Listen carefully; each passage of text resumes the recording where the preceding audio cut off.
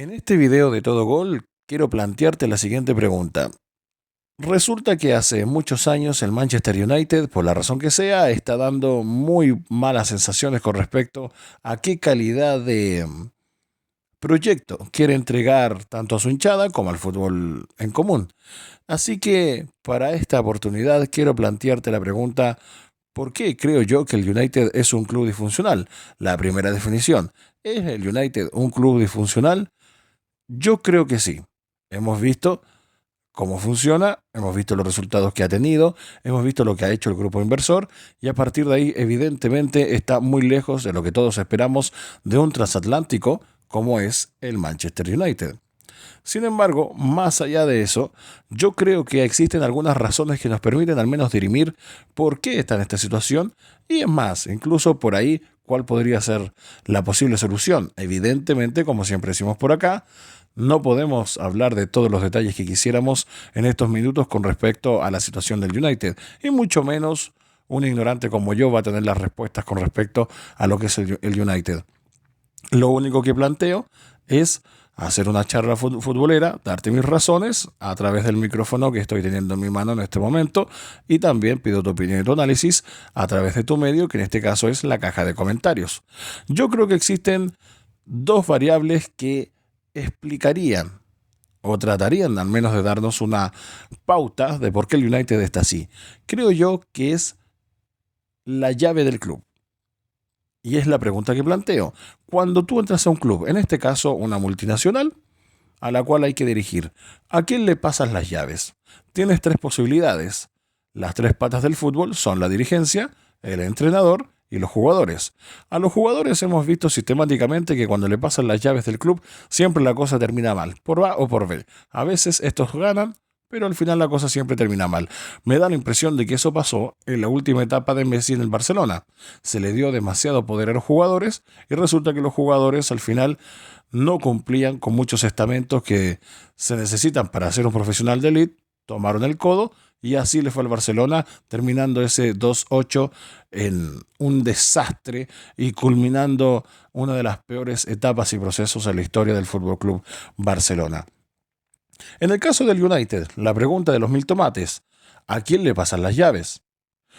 Pues hagamos un raconto, o al menos hagamos un repaso del resto de los buenos proyectos que han habido en los últimos años.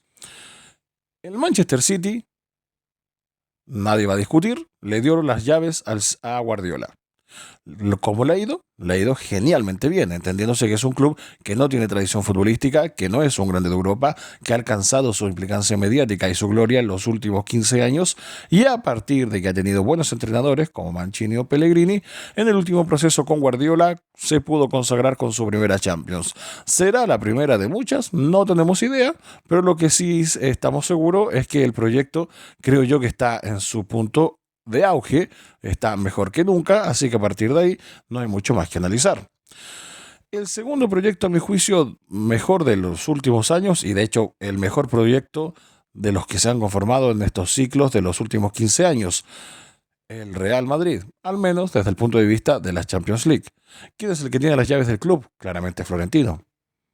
No hay ningún jugador que esté por encima de Florentino, si no me crees, pregúntale a Cristiano. No hay ningún entrenador que esté por encima de Florentino, si no me crees, pregúntale a Zinedine Zidane. Y no hay nadie que siquiera le pueda hacer la puja a Florentino. Evidentemente, en el caso de Florentino podría haber una variable especial, que es el mejor presidente probablemente de la historia del club, junto con Santiago Bernabéu. Obviamente es algo especial que no se puede soslayar, pero también es una variable a tener en cuenta. ¿Cuánta implicancia va a tener el presidente dentro de decisiones que se tomen en la entidad? Y por último, el Atlético de Madrid. Con lo bueno que tiene el Atlético, con lo malo que tiene el Atlético, con las rachas buenas que ha tenido, con las rachas malas que ha tenido. ¿Quién tiene las llaves del Club Atlético de Madrid? Claramente, el Cholo Simeone.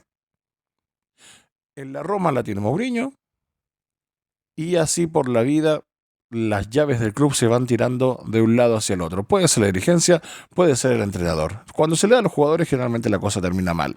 Y con respecto al mismo Mourinho, la pregunta de los mil tomates. ¿Fracasó Mourinho en el United? Yo creo que no, y a las pruebas me remito. Si bien no ganó nada importante, no pudo disputar seriamente la Champions en ningún momento, sí logró hacer que el equipo compitiera, más allá de que después perdió muchos partidos, se le fue el vestuario encima, perdió la Supercopa contra el Real Madrid, etcétera, etcétera. Hizo que el equipo compitiera, hizo que el equipo pudiera ir bien de tú a tú. Porque después resulta que vino Van Gaal, Solskjaer, Carrick, Ragnick y por último Ten Hag. Y resulta que ninguno pareciera que da con la tecla. Y con este último creo que hay que hacer una salvedad.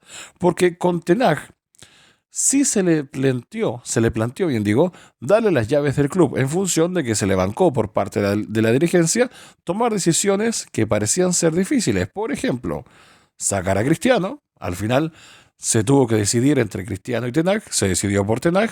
Se tuvo que sacar a De Gea, se decidió por Ten Hag. La pregunta es, con respecto a eso mismo, ¿tenía el currículum Ten Hag para tomar esas decisiones? Si tú me preguntas a mí, yo creo que no.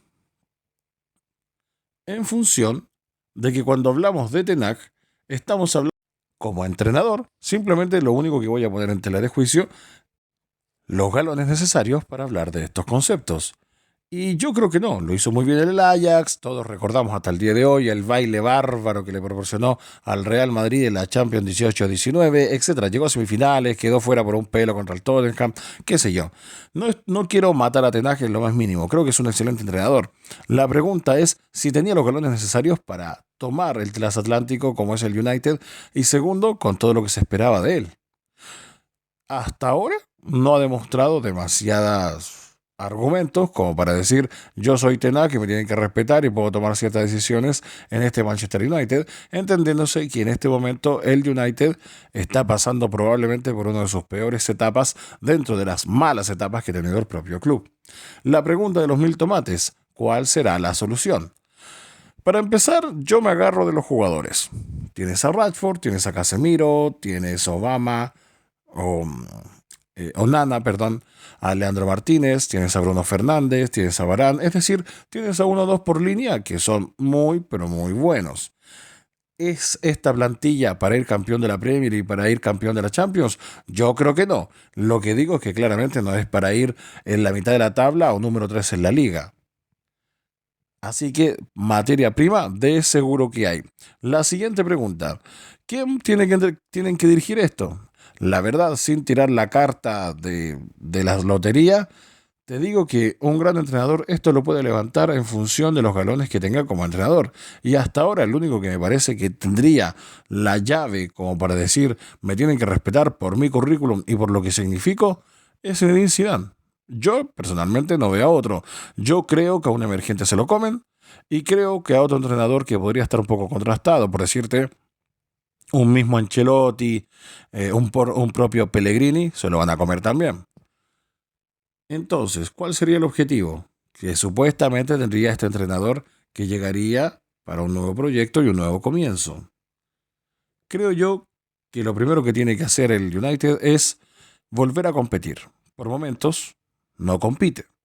Me refiero a no competir a que hoy por hoy no lo vemos en cuartos de Champions, no lo vemos en semis de Champions, no lo veo disputando la liga contra el City, contra el Arsenal o contra otro que aparecerá por ahí, etcétera, etcétera.